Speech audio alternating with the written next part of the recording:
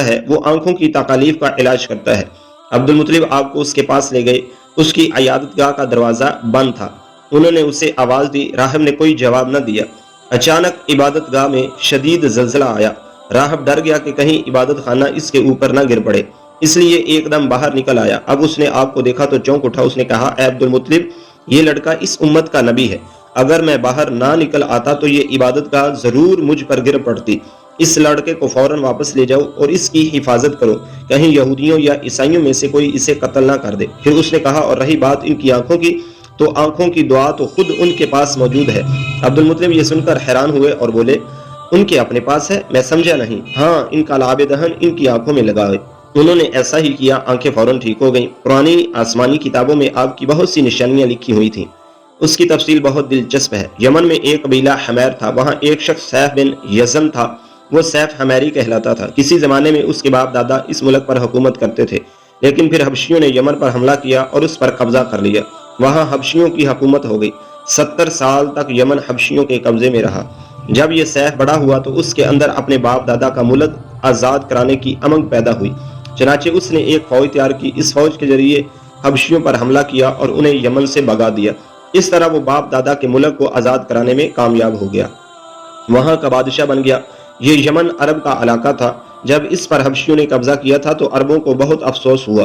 70 سال بعد جب یمن کے لوگوں نے حبشیوں کو نکال باہر کیا تو عربوں کو بہت خوشی ہوئی۔ ان کی خوشی کی ایک وجہ تو یہ تھی کہ انہی حبشیوں نے ابرہہ کے ساتھ مکہ پر چڑھائی کی تھی۔ چاروں طرف سے عربوں کے وفد سیف کو مبارکباد دینے کے لیے آنے لگے۔ قریش کا بھی ایک وفد مبارکباد دینے کے لیے گیا۔ اس وفد کے سردار عبد المطلب تھے۔ یہ وفد جب یمن پہنچا تو سیف اپنے محل میں تھا، اس کے سر پر تاج تھا، سامنے تلوار رکھی تھی اور حمیری سردار اس کے دائیں بائیں بیٹھے تھے۔ سیف کو قریش کے وفد کی آمد کے بارے میں بتایا گیا۔ اسے یہ بھی بتایا گیا کہ یہ لوگ کس رتبے کے ہیں۔ اس نے ان لوگوں کو آنے کی اجازت دے دی۔ یہ وفد دربار میں پہنچا۔ عبد المطلب آگے بڑھ کر اس کے سامنے جا کھڑے ہوئے۔ انہوں نے بات کرنے کی اجازت چاہی۔ سیف نے کہا، اگر تم بادشاہوں کے سامنے بولنے کے آداب سے واقف ہو تو ہماری طرف سے اجازت ہے۔ تب عبد المطلب نے کہا، اے بادشاہ، ہم کعبہ کے خادم ہیں، اللہ کے گھر کے محافظ ہیں، ہم آپ کو مبارکباد دینے آئے ہیں۔ یمن پر حبشی حکومت ہمارے لیے بھی بوجھ بنی ہوئی تھی، آپ کو مبارک ہو۔ آپ کے اس کارنامے سے آپ کے بزرگوں کو بھی عزت ملے گی اور آنے والی نسلوں کو بھی وقار حاصل ہوگا۔ سیف ان کے الفاظ سن کر بہت خوش ہوا، بے اختیار بول اٹھا، اے شخص، تم کون ہو؟ کیا نام ہے تمہارا؟ انہوں نے کہا، میرا نام عبد المطلب بن ہاشم ہے۔ سیف نے کہا، ہاشم؟ سیف نے ہاشم کا نام سن کر کہا، تب تو تم ہماری بہن کے لڑکے ہو۔ عبد المطلب کی والدہ مدینے کے قبیلے خزرج کی تھی اور خزرج کا قبیلہ دراصل یمن کا تھا، اس لیے سیف نے ہاشم کا نام سن کر کہا، تب تو تم ہماری بہن کے لڑکے ہو۔ پھر اس نے کہا، ہم آپ سب کو خوش آمدید کہتے ہیں، آپ کے جذبات کی قدر کرتے ہیں۔ اس کے بعد قریش کے وفد کو سرکاری مہمان خانے میں ٹھہرایا گیا، ان کی خوب خاطر مدارت کی گئی، یہاں تک کہ 1 ماہ گزر گیا۔ 1 ماہ کی مہمان نوازی کے بعد سیف نے انہیں بلایا۔ عبد المطلب کو اپنے پاس بلا کر اس نے کہا، اے عبد المطلب، میں اپنے علم کے پوشیدہ رازوں میں سے ایک راز تمہیں بتا رہا ہوں، تمہارے علاوہ کوئی اور ہوتا تو میں ہرگز نہ بتاتا۔ تم اس راز کو اس وقت تک راز ہی رکھنا جب تک کہ خود اللہ تعالیٰ اس راز کو ظاہر نہ فرما دے۔ ہمارے پاس ایک پوشیدہ کتاب ہے، وہ پوشیدہ رازوں کا ایک خزانہ ہے، ہم دوسروں سے اس کو چھپا کر رکھتے ہیں۔ میں نے اس کتاب میں ایک بہت عظیم و شان خبر اور بڑے خطرے کے بارے میں پڑھ لیا ہے، اور وہ آپ کے بارے میں ہے۔ عبد المطلب یہ باتیں سن کر حد درجے حیرت زدہ ہوئے اور پکار اٹھے، میں سمجھا نہیں، آپ کہنا کیا چاہتے ہیں؟ سنو عبد المطلب، جب تہامہ کی وادی یعنی مکہ میں ایسا بچہ پیدا ہو جس کے دونوں کندھوں کے درمیان بالوں کا گچھا یعنی مہر نبوت ہو تو اسے امامت اور سرداری حاصل ہوگی، اور اس کی وجہ سے تمہیں قیامت تک کے لیے اعزاز ملے گا، عزت ملے گی۔ عبد المطلب نے یہ سن کر کہا، اے بادشاہ، اللہ کرے آپ کو بھی ایسی خوش بختی میسر آئے۔ آپ کی ہیبت مجھے روک رہی ہے، ورنہ میں آپ سے پوچھتا کہ اس بچے کا زمانہ کب ہوگا۔ بادشاہ نے جواب میں کہا، یہی اس کا زمانہ ہے، وہ اسی زمانہ میں پیدا ہوگا یا پیدا ہو چکا ہے۔ اس کا نام محمد ہوگا، اس کی والدہ کا انتقال ہو جائے گا، اس کے دادا اور چچا اس کی پرورش کریں گے۔ ہم بھی اس کے آرزو مند رہے کہ وہ بچہ ہمارے ہاں پیدا ہو۔ اللہ تعالیٰ اسے کھلے عام ظاہر فرمائے گا اور اس کے لیے ہم میں سے یعنی مدینہ کے قبیلے خزرج میں اس نبی کے مددگار بنائے گا۔ ہم میں سے اس نے اس لیے کہا کہ خزرج اصل میں یمن کے لوگ تھے، ان کے ذریعے اس نبی کے خاندان اور قبیلے والوں کو عزت حاصل ہوگی اور ان کے ذریعے اس کے دشمنوں کو ذلت ملے گی، اور ان کے ذریعے وہ تمام لوگوں سے مقابلہ کرے گا اور ان کے ذریعے زمین کے اہم علاقے فتح ہو جائیں گے۔ وہ نبی رحمان کی عبادت کرے گا، شیطان کو دمکائے گا، آتش قدوں کو ٹھنڈا کرے گا یعنی آگ کے پجاریوں کو مٹائے گا، بتوں کو توڑ ڈالے گا، اس کی ہر بات آخری فرمان ہوگی، اس کے احکامات انصاف والے ہوں گے، وہ نیک کاموں کا حکم دے گا، خود بھی ان پر عمل کرے گا، برائیوں سے روکے گا، ان کو مٹا ڈالے گا۔ عبد المطلب نے سیف بن یزن کو دعا دی، پھر کہا کچھ اور تفصیل بیان کرے، بات ڈھکی چھپی ہے اور علامتیں پوشیدہ ہیں، مگر اے عبد المطلب اس میں شبہ نہیں کہ تم اس کے دادا ہو۔ عبد المطلب یہ سن کر فوراً سجدے میں گر گئے، اور پھر سیف نے ان سے کہا اپنا سر اٹھاؤ، اپنی پیشانی اونچی کرو اور مجھے بتاؤ جو کچھ میں نے تم سے کہا ہے، کیا تم نے ان میں سے کوئی علامت اپنے ہاں دیکھی ہے؟ اس پر عبد المطلب نے کہا ہاں، میرا ایک بیٹا تھا، میں اسے بہت چاہتا تھا، میں نے ایک شریف اور معزز لڑکی آمنہ بنت وہب عبد مناف سے اس کی شادی کر دی، وہ میری قوم کے انتہائی باعزت خاندان سے تھی، اس سے میرے بیٹے کے ہاں ایک لڑکا پیدا ہوا، میں نے اس کا نام محمد رکھا، اس بچے کا باپ اور ماں دونوں فوت ہو چکے ہیں، اب میں اور اس کا چچا ابو طالب اس کی دیکھ بھال کرتے ہیں۔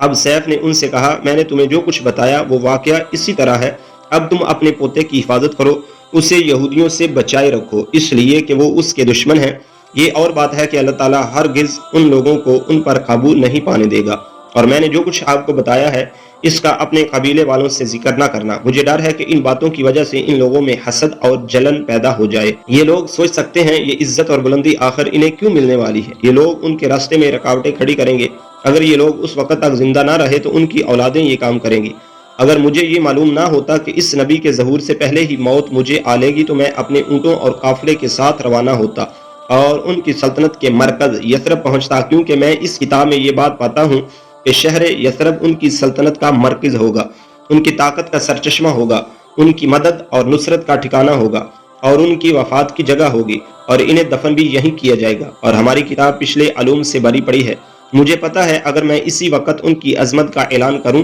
تو خود ان کے لیے اور میرے لیے خطرات پیدا ہو جائیں گے، یہ ڈر نہ ہوتا تو میں اسی وقت ان کے بارے میں یہ تمام باتیں سب کو بتا دیتا، عربوں کے سامنے ان کی سربلندی اور اونچے رتبے کی داستانیں سنا دیتا، لیکن میں نے یہ راز تمہیں بتایا ہے، تمہارے ساتھیوں میں سے بھی کسی کو نہیں بتایا۔ اس کے بعد اس نے عبد المطلب کے ساتھیوں کو بلایا، ان میں سے ہر ایک کو 10 حبشی غلام، 10 حبشی باندیاں اور داری دار یمنی چادریں، بڑی مقدار میں سونا چاندی، 100 اونٹ اور عنبر کے بڑے ڈبے دیے، پھر عبد المطلب کو اس سے 10 گنا زیادہ دیا اور بولا سال گزرنے پر میرے پاس ان کی خبر لے کر آنا اور ان کے حالات بنانا۔ سال گزرنے سے پہلے ہی اس بادشاہ کا انتقال ہو گیا۔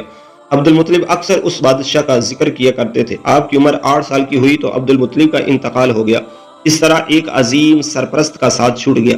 اس وقت عبد المطلب کی عمر 95 سال تھی، تاریخ کی بعض کتابوں میں ان کی عمر اس سے بھی زیادہ لکھی ہے۔ جس وقت عبد المطلب کا انتقال ہوا آپ ان کی چارپائی کے پاس موجود تھے، آپ رونے لگے۔ عبد المطلب کو عجون کے مقام پر ان کے دادا قصی کے پاس دفن کیا گیا۔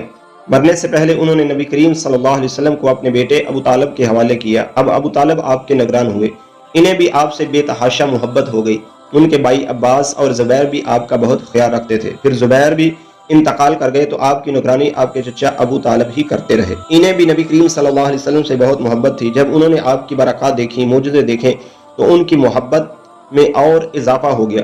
یہ مالی اعتبار سے کمزور تھے، 2 وقت سارے گھرانے کو پیٹ بھر کر کھانا نہیں ملتا تھا، لیکن جب نبی کریم صلی اللہ علیہ وسلم ان کے ساتھ کھانا کھاتے تو تھوڑا کھانا بھی ان سب کے لیے کافی ہو جاتا، سب کے پیٹ بڑھ جاتے، اس لیے جب دوپہر یا رات کے کھانے کا وقت ہوتا تو اور سب دسترخوان پر بیٹھتے تو ابو طالب ان سے کہتے ابھی کھانا شروع نہ کرو، میرا بیٹا آ جائے پھر شروع کرنا، پھر آپ تشریف لے آتے اور ان کے ساتھ بیٹھ جاتے، آپ کی برکت اس طرح ظاہر ہوتی کہ سب کے سب سیر ہونے کے بعد بھی کھانا بچ جاتا، اگر دودھ ہوتا تو پہلے نبی کریم صلی اللہ علیہ وسلم کو پینے کے لیے دیا جاتا، پھر ابو طالب کے بیٹے پیتے، یہاں تک کہ ایک ہی پیالے سے سب کے سب دودھ پی لیتے، خوب سیر ہو جاتے اور دودھ پھر بھی بچ جاتا۔ ابو طالب کے لیے ایک تکیہ رکھا رہتا تھا، وہ اس سے ٹیک لگا کر بیٹھتے تھے، رسول اللہ صلی اللہ علیہ وسلم تشریف لاتے تو آ کر سیدھے اس تکیے کے ساتھ بیٹھ جاتے، یہ دیکھ کر ابو طالب کہتے میرے بیٹے کو اپنے بلند مرتبے کا احساس ہے۔ ایک بار مکہ میں قحط پڑ گیا، بارش بالکل نہ ہوئی، لوگ ایک دوسرے سے کہتے تھے لات اور عزا سے بارش کی دعا کرو، کچھ کہتے تیسرے بڑے بت منات پر بھروسہ کرو۔ اسی دوران ایک بوڑھے نے کہا تم حق اور سچائی سے بھاگ رہے ہو، تم میں ابراہیم علیہ السلام اور اسماعیل علیہ السلام کی نشانی موجود ہے، تم اسے چھوڑ کر غلط راستے پر کیوں جا رہے ہو؟ اس پر لوگوں نے اس سے کہا کیا آپ کی مراد ابو طالب سے ہے؟ اس نے جواب میں کہا ہاں، میں یہی کہنا چاہتا ہوں۔ اب سب لوگ ابو طالب کے گھر کی طرف چلے، وہاں پہنچ کر انہوں نے دروازے پر دستک دی تو ایک خوبصورت آدمی باہر آیا، اس نے تہمد لپیٹ رکھا تھا، سب لوگ اس کی طرف بڑھے اور بولے اے ابو طالب وادی میں قحط پڑا ہے، بچے بھوکے مر رہے ہیں، اس لیے آؤ اور ہمارے لیے بارش کی دعا کرو۔ چنانچہ ابو طالب باہر آئے، ان کے ساتھ رسول اللہ صلی اللہ علیہ وسلم بھی تھے۔ آپ ایسے لگ رہے تھے جیسے اندھیرے میں سورج نکل آیا ہو۔ ابو طالب کے ساتھ اور بھی بچے تھے، لیکن انہوں نے آپ ہی کا بازو پکڑا ہوا تھا۔ اس کے بعد ابو طالب نے آپ کی انگلی پکڑ کر کعبے کا طواف کیا۔ یہ طواف کر رہے تھے اور دوسرے لوگ آسمان کی طرف نظر اٹھا اٹھا کر دیکھ رہے تھے، جہاں بادل کا ایک ٹکڑا بھی نہیں تھا۔ لیکن پھر اچانک ہر طرف سے بادل گر گر کر آنے لگے۔ اس قدر زوردار بارش ہوئی کہ شہر اور جنگل سراب ہو گئے۔ ابو طالب ایک بار ذی الحجاز کے میلے میں گئے۔ یہ جگہ عرفات سے تقریباً 8 کلومیٹر دور ہے۔ ان کے ساتھ رسول اللہ صلی اللہ علیہ وسلم بھی تھے۔ ایسے میں ابو طالب کو پیاس محسوس ہوئی۔ انہوں نے آپ سے کہا، بھتیجے مجھے پیاس لگی ہے۔ یہ بات انہوں نے اس لیے نہیں کہی تھی کہ آپ کے پاس پانی تھا، بلکہ اپنی بے چینی ظاہر کرنے کے لیے کہی تھی۔ چچا کی بات سن کر آپ فوراً سواری سے اتر آئے اور بولے، چچا جان آپ کو پیاس لگی ہے؟ انہوں نے کہا، ہاں بھتیجے پیاس لگی ہے۔ یہ سنتے ہی آپ نے ایک پتھر پر اپنا پاؤں